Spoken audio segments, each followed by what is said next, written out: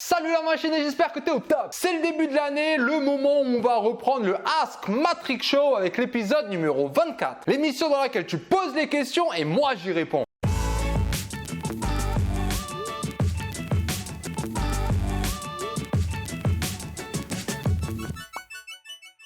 Ça y est, les cours ont repris et on t'a sûrement bombardé de conseils. Du coup, t'es là et tu sais pas vraiment quoi suivre. Mais les profs en mettent surtout un en avant qui peut quand même faire flipper. Allez, on est parti pour la question.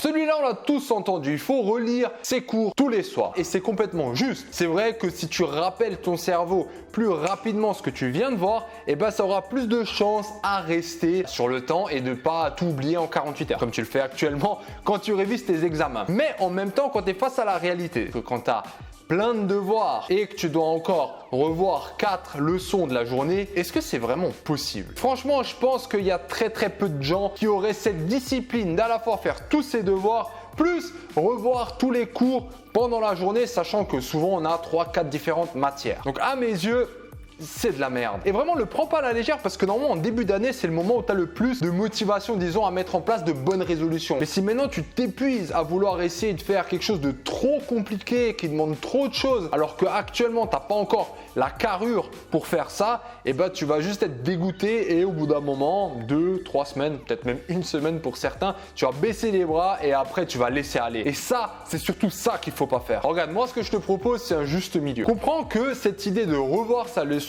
régulièrement, c'est très bien si tu veux que cette chose te reste dans ta mémoire. Tu vas surtout le faire dans les matières importantes. Alors peu importe ta section, tu vas détecter les matières les plus importantes et tu vas appliquer ça pour 1, 2, voire 3 matières, pas plus. Non seulement tu dois prendre en compte tes priorités, mais aussi tes faiblesses. Si maintenant tu vois qu'en maths, tu n'es pas forcément le plus doué, essaye de mettre l'accent sur cette matière en la revoyant plus régulièrement. Sinon, tu vas tout oublier et à chaque fois, tu vas recommencer de zéro et ça, c'est vraiment la pire des choses. Pour les autres matières où tu as soit des facilités, soit qui sont pas tellement importantes en termes de coefficients, tu vas mettre ça un tout petit peu de côté et tu sais que tu seras capable quelques jours avant l'examen de mettre un coup de boost et gérer l'examen. Donc voilà, moi je te conseille vraiment de partir sur quelque chose de simple comme ça. L'essentiel, c'est de pas se prendre la tête. Si tu te mets trop la pression en termes d'heures, en termes d'attente, c'est ce que je te dis, il y a un moment tu vas péter les plombs et tu vas tout lâcher et c'est ça qui est mauvais. Et comprends un dernier truc, c'est qu'il n'y a rien de mal de donner ses vraies intentions. C'est-à-dire que oui, maintenant je vais peut-être négliger un peu l'anglais parce que je sais que pendant les cours, je suis relativement à l'aise et que j'ai pas besoin de réviser ça tous les soirs ou d'autres matières, c'est bien d'être franc. Dis-toi en fait que les profs, ils donnent souvent tous ces conseils, mais eux-mêmes les appliquaient même pas. Moi, clairement, quand j'étais étudiant, jamais